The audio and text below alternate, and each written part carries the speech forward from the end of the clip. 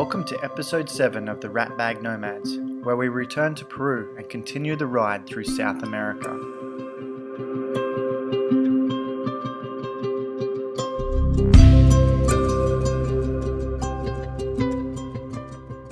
Travelling by bike is all about experiences and freedom. All your senses are heightened, even more when you're facing nature without the creature comforts. Some places are bigger than us. They inspire and kindle energy deep within. Beautiful parts of the world with people that will continue to exist long after we pass by. And yet sometimes it's the small things that motivate us or anchor a memory on a moment. It's now been a month since departing Sucre in Bolivia, 1,200 kilometers away and almost 7,000 kilometers into an 8-month journey since first setting out. It's my 5th country of South America, and I've reached the Incan city of Cusco. At 3,500 meters, it's a towering landscape of colonial architecture built on top of an Incan ruin, and is also the gateway to Machu Picchu, the temple in the clouds. Well, I've made it to Cusco. I'm riding around in the traffic on my bicycle after checking into a hostel. I've ditched my bag. I'm off to Machu Picchu tomorrow to do a 4-day hike on the Inca Trail.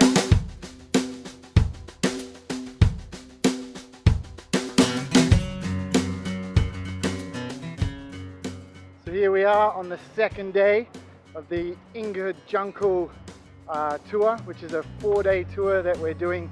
On the last day we do Machu Picchu. Yesterday we did downhill biking in the rain and come up against some swift competition. And today we're hiking up to Aguas Caliente. So we've got 7 hours of hiking. Feels good to be around people for a change and learning some groovy Spanish. And now we're hooking it up into the bush.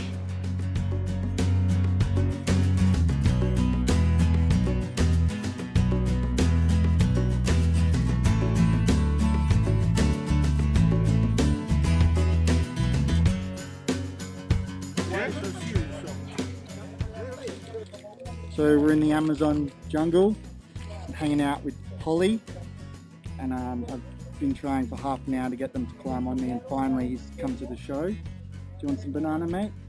Can you give me a kiss? Alright, have the whole bit. We got, excuse me, I'm just reaching over here, just going over here for the chocolate. Oh, please don't bite me.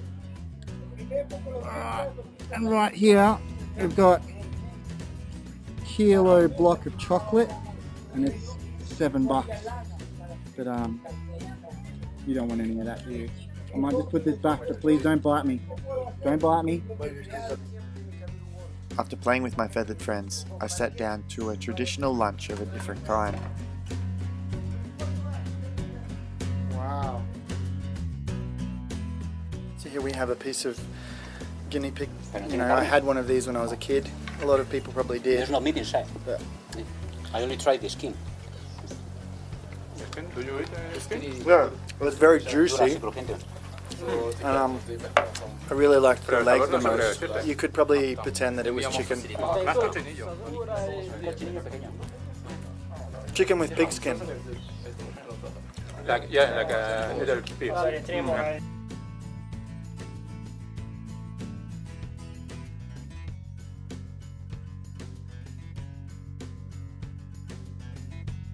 The 4 days were packed with food, fun and adventure. And on the last day, we hit Machu Picchu.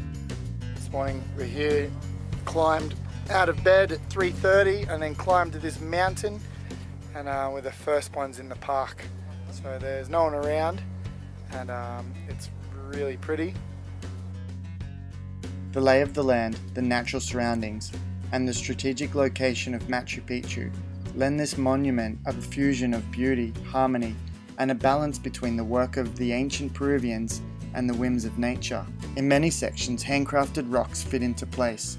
It's in synergy with the stars, practically earthquake-proof, and the gardens have been engineered in such a way to create microclimates for lush crops. So I'm wandering around Machu Picchu. I've been here for a couple of hours now. I really do not think that any of my pictures or any videos will be able to capture how beautiful it is. So if you get a chance, come and check it out. tick it off the bucket list. Back on the bike in the next few days, hopefully. Back to Cusco today. Maybe see what happens. It might be getting sick. And as quick as our small family came together, it was over, and I was back to Cusco. Well, I've decided to catch the bus. It's been raining for days. I've got the flu, and I don't feel like riding in the rain, so I'm catching the bus to the beach, to the top part of the last of the Atacama Desert. How many days do we set aside in life to pursue the things we find interesting? And how much do we prioritize that which does not make us happy? Sometimes it's just an idea of what we want, but we are overwhelmed by it all, when truly all it needs is a simple step and process. A dream written down with a date becomes a goal broken down becomes a plan backed by an action becomes a reality. I flew over the Nazca lines, 2,000-year-old drawings in the sand that seemed to have a higher purpose. Predating the Incan Empire, this civilization had a vast network of spiral aquifers that shape made them earthquake resistant and turned the desert green. I met people here that I felt a kindred spirit with from my own time in the deserts of Australia. I reached the Peruvian coast, satisfied with my achievements, and to be honest, a little tired of the bike, and came up with a new plan of my own. A fellow cyclist and friend of mine was on an adventure of his own. Walter, I still can't pronounce his name properly, is the youngest person ever to cross Euro-Asia by bike, and had purchased a canoe and set off into the Amazon on his own. Wild boyhood dreams of giant snakes danced across my imagination, and I decided to join Walter on his little wooden boat and explore the Amazonian jungle with him. However, getting there was going to be an adventure of its own. First I had to get to Lima, the capital of Peru, 400 kilometers away, and with no time to spare I used what transport I could find.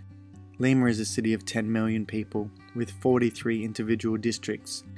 It's not a safe city for a pale-faced gringo. I was instantly overwhelmed. An Irish friend of mine had been robbed here of all his worldly possessions, including his bicycle. I jumped on a 20-hour bus ride with blacked out windows and chickens on the roof. It was straight out of a movie, but I was actually living it. We crossed the Andes and experienced the freezing cold, then descended into the humid Peruvian jungle to the frontier city of Pucallpa.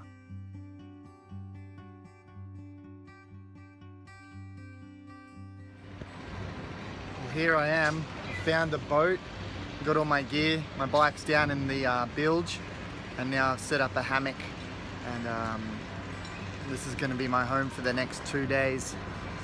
Yesterday I managed to go and get a letter from the government agency introducing myself as a tourist and not of something else. I recently learned in the last 24 hours that I'm in an internationally recognized hotspot for cocaine production, and it's since they cracked down in Colombia they've moved it to here. And in the last 5 years a couple of tourists got murdered by an entire village when they didn't have the letter, and there was a bit of a misunderstanding. So yeah, it's all a bit crazy. It's very Wild West. So this is the boat terminal, and as soon as I rocked up I had to come down there onto this boat, then down here, and then ask, oh, is this the boat? And it seems like my Spanish has actually carried me through, so it's good.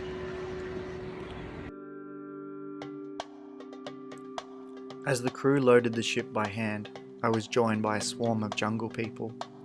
I shared my bounty of chocolates with my soon adopted family, and in broken Spanish told of misadventures of sail bikes and punching pigs.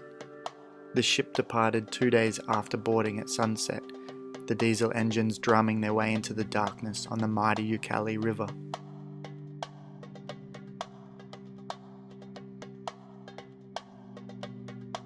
With all of us swinging in our hammocks, mothers breastfeeding, children playing, all under the watchful gaze of fathers keeping belongings secure.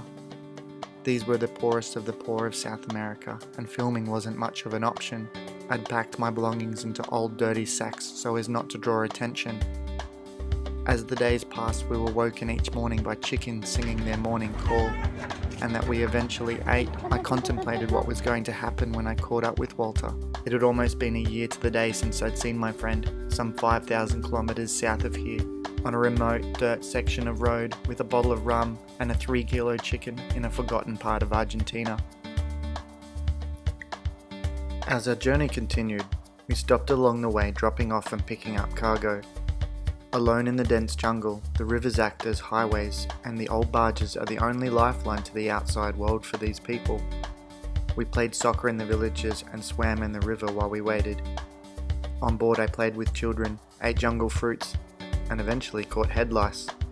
I felt myself completely absorbed in the moment, surrendering to what was to come. This was why I was on the journey in the first place, for these experiences. And yet what was to come? To find out, tune in for next episode of the Ratbag Nomads.